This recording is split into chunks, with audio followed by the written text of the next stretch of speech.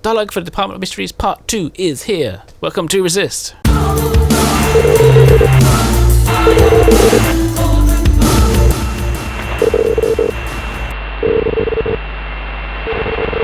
So yes, we have separated the dialogue video from the main tips video in case you wanted it separately, and in case there's some bug and you miss dialogue, as usually happens, or in case you wanted dialogue all in advance, or you just missed the event entirely. So we're going to do the intro, then we're going to do all the fandables, then we're going to do the notes, and then we're going to do the end piece. Intro, Hermione. As we knew it would, the surge has returned, and it remains incredibly specific, focused almost entirely on that night we fought Death Eaters in the Department of Mysteries. Constance. Do you think Greengrass could be right? That there's more to it? Hermione. Honestly, no. I think he's wrong. But I've learnt over the years that what one thinks and what is the truth do not always match up quite properly. Greengrass can be very sensitive about his department's privacy, but he's also quite smart. Constance. So I guess we just what?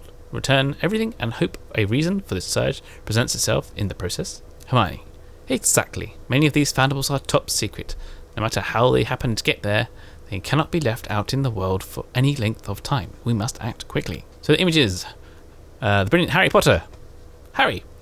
Thank you, player name. Whenever a piece of you is taken by the calamity, it is truly uncomfortable.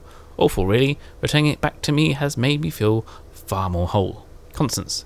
Harry, do you have any ideas about this particular surge? It's so very specific. Hermione thinks it revolves around the Battle of the Department of Mysteries. Doi. Harry. Well, Hermione is very, very smart, isn't she? And can I tell you a little secret, Constance? I do have a few ideas about why this is happening. More than a few, but I'm quite late for an appointment, and I have to run, you have to wait. Constance. Well, that's not fair. He drops a hint like that and then apparates off into the mist. Not fair at all. Ginny Weasley. Hermione. I always admired Ginny's courage. She really was, even as a young girl, incredibly brave. A perfect match for Harry, I think. Hermione Granger. Hermione, I'm wondering if maybe that piece of my memory being stolen from me was causing those dreams I was having. There are all kinds of theories about how events in your life shape who you are. Perhaps when a calamity steals something seminal to your growth, your body knows it's missing. Yes, we established this a while ago now, like over the last 3 events, that if you have fragments and you're a vandal, that you get things implanted into your mind as a dream. We've done this many times. Masked Death Eater. Hermione. Those hideous masks. They're a sign of weakness, aren't they? You know you are landing squarely on the wrong side of history when you have to wear a mask in public because the cause of you support is that unpopular. Like COVID-19 is not popular and we're all wearing masks, so checks out. Prophecy Orb. Hermione. I used to have strange dreams about those orbs after that night. All those voices lost in time.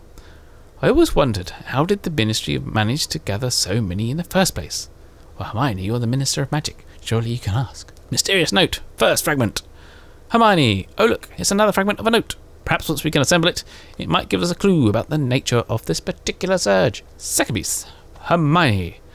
Odd, this looks like it might be in Harry's handwriting. I can't make out the contents, but I think Harry may have written this. Third piece. Hermione. So we have a final note in Harry's handwriting, and it says, I did this. That's it. I did this. Did what exactly? Surely I did this would fit on one fragment of a note. What is this? One says I, one said this, did, and the other one said this. Oh well. Constance. Could the note be old, something from the past, or can someone else be using a spell so it looks like Harry's handwriting? Hermione. We could always ask him, is he about? Constance. No, he has been conspicuously absent lately. Conspicuously? Hermione. Well, when we find him, he can explain this, I think. Maybe. I don't know. Constance. This whole surge is so frustrating. Just like not pressing record on your camera and having to do this a second time. So this is the end dialogue. This is the bit that's going to blow Lynette's mind. It's actually pretty cool. Here we go. Harry. Hermione, it worked. This surge. It was me. I caused it. Hermione. You? Harry. I figured out how Grim manipulated the calamity. It's not easy. It's rather hard, really. But it can be done for a short period of time. And in that time window, you can use it to communicate either through things like that note I left, or by implanting memories in the living fandables you convince the calamity to steal. Hermione. Can you stop it?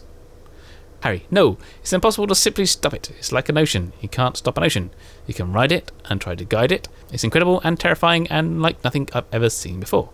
And as I rode the wave of thought and passion and yearning driving the calamity, I realised that if Grim and I can manipulate this, someone else could too. It's incredibly powerful, Hermione.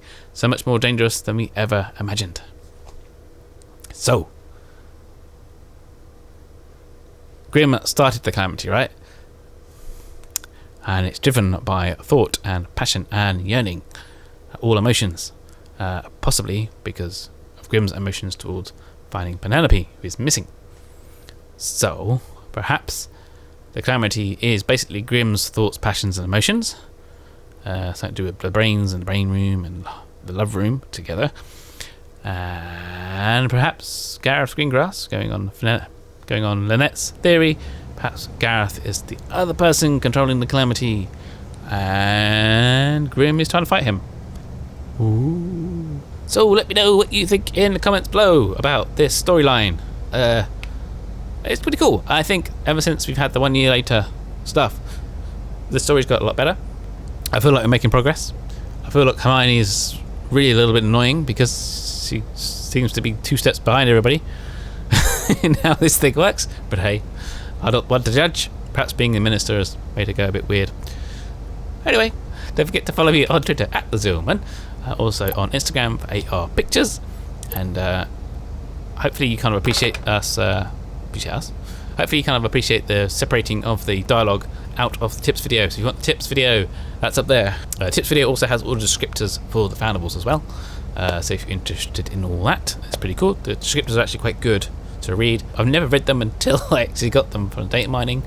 Now I'm actually going, oh, these are actually quite good. So until next time, brush up on your spells, get your ones ready, wizards unite.